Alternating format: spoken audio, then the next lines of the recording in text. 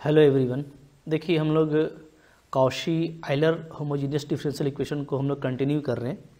Last lecture में हम लोगों ने इसका जो लेक्चर 1 था उसमें ये देखा था कि जो आपका होमोजीनियस डिफरेंशियल इक्वेशन है, राइट, होमोजीनियस डिफरेंशियल इक्वेशन जिसमें जो कोएफिशिएंट है वो क्या होता है, वो आपका वेरिएबल होता है। तो अगर वो एक स्टैंडर्ड फॉर्म में है, एक पार्टिकुलर फॉर्म में है कि x के साथ dy/dx के साथ में x लगा हुआ है या d2y/dx स्क्वायर के साथ में x स्क्वायर लगा हुआ है, इस तरह का अगर फॉर्म में है, ठीक है, तो इस स्पेशल फॉर्म को हम लोग क्या बोलते हैं, Cauchy Euler homogeneous differential equation बोलते हैं। ठीक है, यहाँ पे आपका जो कोएफिशिएंट है वो वेरिएबल है जिसको आप with the help of substitution x equal to e⁻z बोलिए या बोलिए z equal to log x, ठीक है, इसके हेल्प से आप क्या करते हो, आप इसको बदल लेते हो homogeneous differential equation of constant coefficient, right. तो आपको जो कोएफिशिएंट है वो जब कांस्टेंट मिल जाता है तो फिर आप इसको CF और PI रूल से आसानी के साथ में सोल्व कर लेते हो। ये हम लोगों ने लास्ट लेक्चर में देखा था और कुछ क्वेश्चन भी किया था। आई होप आप लोगों ने उसको एंजॉय किया होगा। ठीक है, अब मैं आगे जो आपको दिखाने वाला हूँ उसमें कुछ ऐसा क्वेश्चन, ठीक है, जो आपका एग्जैक्टली होमोजीनियस फॉर्म में नहीं होगा बट उसको आप होमोजीनियस फॉर्म में कॉशी आइलर के होमोजीनियस फॉर्म में आप कन्वर्ट कर पाइएगा। ठीक है, जैसे देखिए एग्जांपल मैं आपको दिखा रहा हूँ। सपोज कि मेरे को सोल्व करना है, solve 1 + x whole square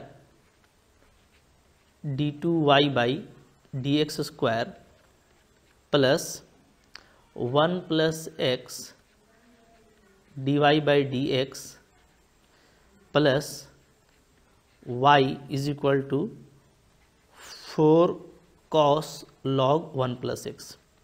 suppose कीजिए ये मेरे पास में क्वेश्चन है, राइट।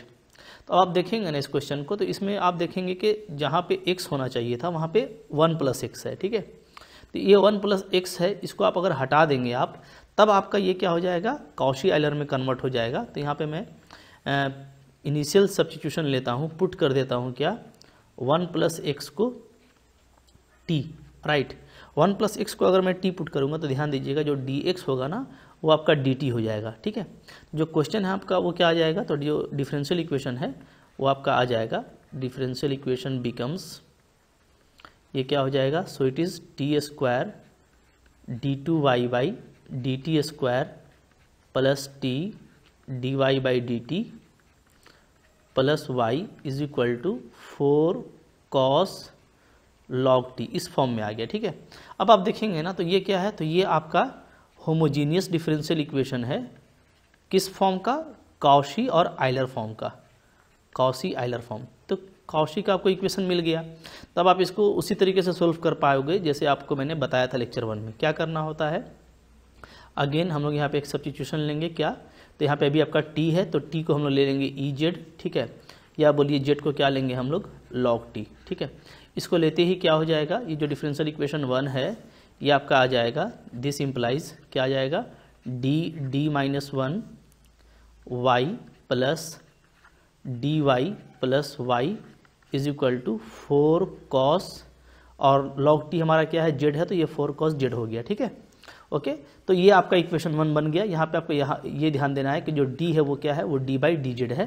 तो ये मैंने आपको बताया था, ये जैसा हम लोग का x के केस में होता था, सिंपली यहाँ पे जस्ट क्या है, x के प्लेस पे t है, तो वही काम आपको यहाँ पे भी करना है, राइट।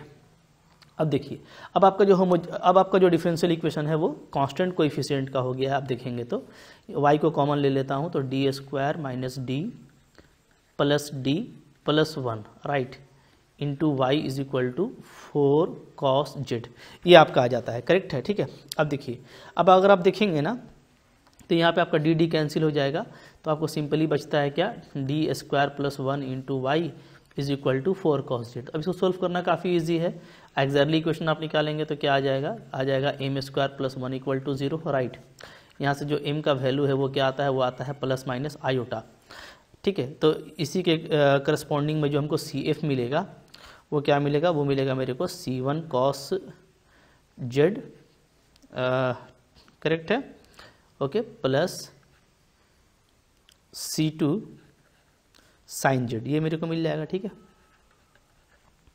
ये, चूँकि आपको ध्यान देना है कि डी हमारा क्या था, डी हमारा था डी बाई डी जेड, तो ध्यान दीजिएगा वेरिएबल आपका यहाँ पे जेड में आएगा, करेक्ट है।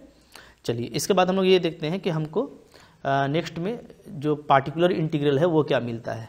तो पार्टिकुलर इंटीग्रल मेरे को मिल जाएगा, यहीं से मैं निकाल लूँगा, तो क्या आ जाएगा 4 cos Z divided by D square plus 1, correct है।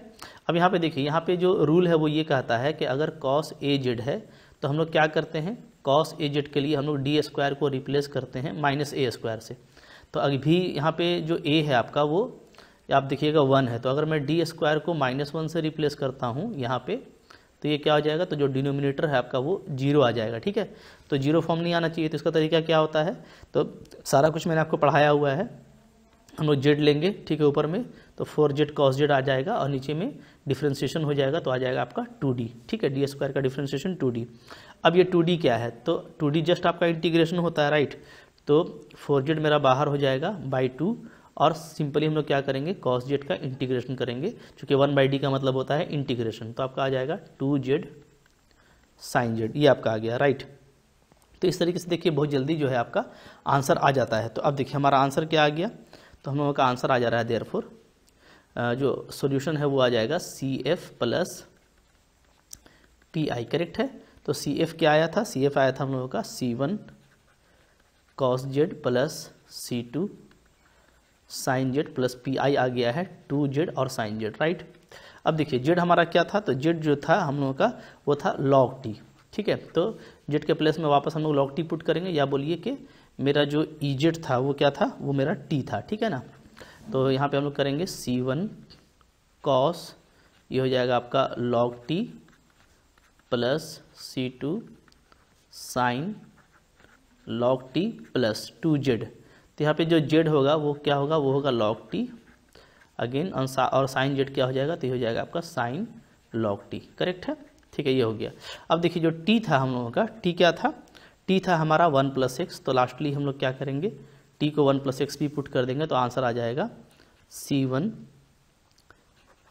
cos log 1 + x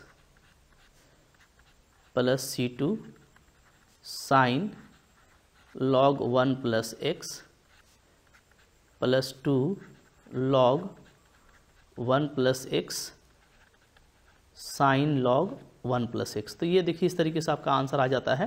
तो याद रखिए कि थोड़ा सा आप ध्यान देंगे तो आप कॉशी आइलर का यूज़ करके काफ़ी जल्दी आप इस तरीके से सॉल्यूशन को फाइंड आउट कर सकते हैं। देखिए एक हम लोग और क्वेश्चन देखेंगे, क्वेश्चन नंबर 2, राइट। तो यहाँ पे भी देखिए आपको इसको सोल्व करने के लिए कह रहा है, तो आप ना अगर बहुत अच्छे से देखेंगे तो आपको ये समझ में आ जाएगा डेफिनेटली कि यहाँ पे हम लोग ये देखते हैं कि जो फैक्टर जो कोएफिशिएंट है वो क्या है, वो वेरिएबल है, बट सेम कोएफिशिएंट लिया गया है, ठीक है। तो अगर सेम कोएफिशिएंट है that means we can replace it by a single variable, और वहाँ से हमको जो कॉशी आइलर का फॉर्म है वो हमको आसानी से मिल जाएगा। तो फिर से हम लोग यहाँ पे क्या करेंगे, हम लोग पुट कर देंगे क्या 3x + 2 को t, राइट। ऐसा करने से क्या हो जाएगा, जो dx है आपका वो आ जाएगा 1/3 dt, राइट। तो जो हमारा डिफरेंशियल इक्वेशन है वो आ जाता है, क्या आ जाएगा, तो ये आपका आ जाएगा 9t²। देखिए अब यहाँ पे ध्यान दीजिएगा, ठीक है। dx आपका नीचे में जो है वो 1/3 आएगा dt, तो 1/3 का स्क्वायर तो 1/9, 9 ऊपर चला जाएगा, तो मैं डायरेक्ट इसको ऐसे लिखूंगा 9t² d2y/dt² प्लस यहाँ पे देखिए 3 ऑलरेडी है, 3 फिर से 9 हो जाएगा, सो 9t dy/dt माइनस 36y = अब देखिए इधर हम लोग देखेंगे तो यहाँ पे देखेंगे आप ना, तो जैसे 3x + 2 को आपने t लिया है, तो इधर भी मेरे को t में कन्वर्ट करना होगा, तो मैं x के प्लेस में क्या लिख सकता हूँ, t - 2/3। यहाँ से x = क्या हो जाएगा, t - 2/3 प्लस 4t - 2/3 प्लस 1, ठीक है। थोड़ा सा इसको सिंप्लीफाई कर लीजिए तो आपका ये आ जाता है, 9 को भी मैं कॉमन ले लेता हूँ, ठीक है। अच्छा 9 को कॉमन ले लूँगा तो अंदर में क्या होगा, तो ये हो जाएगा आपका t² d2y/dt² plus t dy/dt minus 4y = right. अब इधर देखिए, इधर हम लोग देखेंगे तो इधर आप सिंप्लीफाई करना, ठीक है। इसको सिंप्लीफाई करने के बाद ये क्या आ जाता है, टी स्क्वायर माइनस 1/27 आएगा। ये आप करके देख लीजिएगा, ठीक है, ओके। अच्छा, अब आगे जल्दी बढ़ते हैं। इसके बाद हम ये देखते हैं कि यहाँ पे अब जो फॉर्म आपको आ गया है ना, ये जो फॉर्म है, ठीक है, ये फॉर्म मेरा क्या है, ये मेरा है काउशी का फॉर्म है। काउशी आइलर डिफरेंशियल इक्वेशन है ये होमोजीनियस का, जहाँ पे आपको डबल डेरिवेटिव में टी स्क्वायर है, सिंगल डेरिवेटिव में टी है। तो सिंपली क्या करेंगे, यहाँ पे पुट कर देंगे हम लोग क्या, T is equal to E to the power Z, या बोलिए Z is equal to log T. इसको पुट करते ही ये जो डिफरेंशियल इक्वेशन है ये हमारा क्या आ जाएगा, देयरफॉर 1 इम्प्लाइज, ये आपका आ जाएगा, ठीक है। हाँ, अच्छा, यहाँ पे ना ये 9 भी इधर चला जाएगा तब ये फॉर्म आएगा। आप थोड़ा सा यहाँ पे कैलकुलेशन कर लीजिएगा। इधर जब हम लोग करेंगे, ध्यान दीजिएगा, तो आपको इधर 9 ही आएगा नीचे में एलसीएम, क्योंकि नीचे में 3 का स्क्वायर है, राइट। तो आपको एलसीएम आपको यहाँ पे 9 ही आएगा, यहाँ पे 3 का स्क्वायर से। तो फिर ये 9 को नीचे ले आइएगा तो 27 आ जाएगा। तो ये आप सिंप्लीफाई करके देख लीजिएगा, ठीक है। थोड़ा सा मैंने यहाँ पे कैलकुलेशन कर लिया है तो आपको मैं दिखा दे रहा हूँ। चलिए आगे बढ़िए। तो आपका क्या आ जाता है, तो ये सिंपली आपका ये हो जाएगा डी माइनस 1, मैंने आपको बताया हुआ, आपको अच्छे से याद हो गया है, Y plus D Y minus 4y, right. ये हो जाएगा इज इक्वल टू इधर देखिएगा तो टी स्क्वायर माइनस 1 है, तो टी ई का पावर जेड है, तो ये ई का पावर 2z हो जाएगा, -1 डिवाइडेड बाई 27, राइट, ठीक है। फिर नेक्स्ट हम लोग ये करेंगे कि यहाँ पे आप y को कॉमन ले लीजिए, आ जाएगा D square minus D plus D minus 4, right, into Y is equal to 1/27 E to the power 2z minus 1, correct है। अब डी कैंसिल हो गया तो आपको यहाँ से फाइनली रिड्यूस्ड फॉर्म आ जाता है, D square minus 4 into Y is equal to 1/27 E to the power 2z minus 1, correct है। अच्छा, यहाँ से आपका एक्जैक्टली इक्वेशन क्या आ जाएगा, तो ये आपका आ जाएगा M square minus 4 is equal to 0। तो यहाँ से जो m का वैल्यू है वो मेरे को क्या मिलता है, +-2, दोनों रियल है। तो जो आपको CF आएगा वो सिंपली क्या आ जाएगा, वो आ जाएगा हमारा C1 e का power 2z plus C2 e का पावर -2z, करेक्ट है, ठीक है। ये आपने निकाल लिया। अब हम निकालेंगे पार्टिकुलर इंटीग्रल। तो ये क्या होता है, तो ये सिंपली डिवाइडेड बाई दिस हो जाएगा, सो 1/27 आपका आ जा रहा है e का power 2z minus 1 divided by D square minus 4, right, ठीक है। अब मैं इसको यहाँ पे थोड़ा सा जो है अलग अलग कर देता हूँ तो ज़्यादा इजी हो जाएगा। जैसे देखिए 1/27 को बाहर ही रखता हूँ और अंदर कर देता हूँ मैं e का power 2z divided by D square minus 4, और -1 को अलग कर देता हूँ e का पावर सॉरी क्या है नीचे में है आपका डी स्क्वायर माइनस 4, राइट। अब देखिए यहाँ पे एक सिंपल तरीका ये होगा कि इसको मैं ऊपर वाले 1 को हटा करके मैं क्या लिख सकता हूँ, मैं सिंपली लिख सकता हूँ यहाँ पे e का पावर 0z, e का पावर 0z, राइट। तो अब क्या करेंगे हम लोग, यहाँ पे a देखिएगा तो a आपका यहाँ पे 2 है, ठीक है। नीचे अगर मैं 2 पुट करता हूँ तो नीचे वाला आपका 0 आ जा रहा है। तो यहाँ पे हम लोग जो है क्या करेंगे, डिफ्रेंशिएशन करके आगे बढ़ेंगे, ठीक है। ये सारा आपने CF और PI रूल में पढ़ा हुआ है। यहाँ पे अगर मैं 0 डालता हूँ तो 0 डालने से ये पूरा आपका -4 बचेगा, तो सो यहाँ पे मैं d को 0 पुट कर सकता हूँ, कोई दिक्कत नहीं है, ठीक है। तो आपका जो PI है वो क्या आ जाएगा, तो देखिए 1/27, तो यहाँ पे डिफ्रेंशिएशन करेंगे तो क्या हो जाएगा, तो एक z आएगा, ठीक है। नीचे में आपका हो जाएगा 2d और e का पावर 2z आपका ऐसा ही रहेगा, माइनस यहाँ पे आपका आ जाता है e का पावर 0z तो 1 है, और नीचे में आपको आ जाएगा -4 पुटअप करने से, ठीक है। तो 1/-4 इसका वैल्यू आपका यहाँ पे चला आया, ठीक है। तो क्या आ जा रहा है आंसर, PI देखिए, तो यहाँ पे आपका PI आ जाता है इज इक्वल टू 1/27, z तो आपका ऐसे ही 2d, तो 2 का मतलब 1/d का मतलब क्या होता है, integration, so it is integration of e2z dz plus 1/4, correct है। तो हमारा वैल्यू क्या आ जा रहा है, e2z का आप इंटीग्रेशन करेंगे तो ये आपका आ जाएगा e2z/2, राइट। तो फाइनली क्या आएगा, तो फाइनली आपका आ जाएगा z e का पावर 2z बाई यहाँ पे 4, तो 4 को 27 से गुना करेंगे तो 108 आ जाएगा, ठीक है। प्लस क्या आएगा, प्लस आपका 1/ फिर से यहाँ पे 108, अच्छा यहाँ पे तो 4 2 8 हो जाएगा ना, तो ऊपर में z और नीचे में 8 से मल्टीप्लाई करेंगे, तो 8 से मल्टीप्लाई करने पे ये क्या आ जाएगा, ये आपका आ जाएगा 20 है ना, 216 आ जाएगा, करेक्ट। ठीक है, Z/।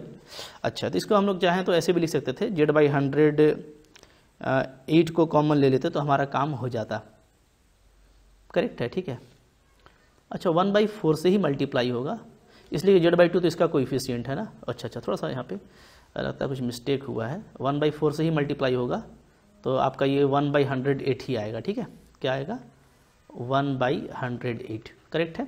चलिए, तो आपका आंसर आ चुका है। इसको तो चाहे तो आप ऐसे भी लिख सकते हो 1/108 ZE⁻²Z + 1, कोई इशू नहीं है। ठीक है, चलिए, तो अब हमारा सॉल्यूशन यहाँ से मिल गया, क्या, = CF + PI। तो CF + PI को पुटअप कर दीजिए। CF आपका क्या आया था, C1e⁻²Z + C2e⁻−2Z, और PI हमारा आया है 1/108 ZE2Z + 1, करेक्ट है। अब देखिए Z हमारा क्या था, तो Z जो था उसको वापस पुटअप कर दीजिए। तो Z हमारा था log t, राइट, या बोलिए कि हम लोगों ने क्या लिया था, हम लोगों ने t को e⁻Z लिया था ना, EZ = t लिया था। ठीक है, तो यहाँ पे पुटअप कर देते हैं, तो C1 हो जाएगा हमारा e⁻2Z क्या हो जाएगा, सिंपली t² होगा। ठीक है, अच्छा, फिर C2 e⁻−2Z क्या होगा, तो t⁻−2 होगा यूजिंग दिस, और प्लस 1/108। अगेन यहाँ पे देखिए Z क्या होगा, तो Z आपका होगा log t, और e2Z तो t², सो t² log t + 1, ये आपका आ गया। अब फाइनली देखिएगा तो t हमारा क्या था, तो t हम लोगों का था, चूँकि हम लोगों ने जब स्टार्ट किया था तो t हम लोगों ने लिया था 3x + 2। इसको पुटअप कर दीजिए तो आपका फाइनली आंसर आ जाता है C1 3x + 2 का whole square plus C2 3x + 2 का होल स्क्वायर डिवाइड में होगा प्लस 108 t², सो 3x + 2 का होल स्क्वायर log 3x + 2 + 1। देखिए इस तरीके से कितना जल्दी आप जो है एक ठीक ठाक डिफरेंशियल इक्वेशन, जो कि थोड़ा मुश्किल लग रहा था देखने में, बट उसको आप कॉशी आइलर में कन्वर्ट करके, और फिर जो है उसका टूल है जिससे आप उसको कांस्टेंट कोएफिशिएंट में कन्वर्ट कर लेते हैं, तो बहुत जल्दी CF/PI रूल से आपका आंसर आ जाता है। तो इसी तरीके से करना है, मुश्किल क्वेश्चन नहीं आता, याद रखिएगा। अगर MCQs और कंपटीशन की आप तैयारी कर रहे हैं तो उसमें तो इस तरह का सिंपल ही क्वेश्चन आता है, जिसमें काफ़ी जल्दी कन्वर्शन भी हो जाता है और CF/PI से आप जल्दी फाइंड आउट कर लेते हो। तो आई होप आपको ये अच्छा लगा तो लाइक कीजिएगा, चैनल पे नए हैं सब्सक्राइब कीजिए। ठीक है, पढ़ते रहिए। Thank you very much.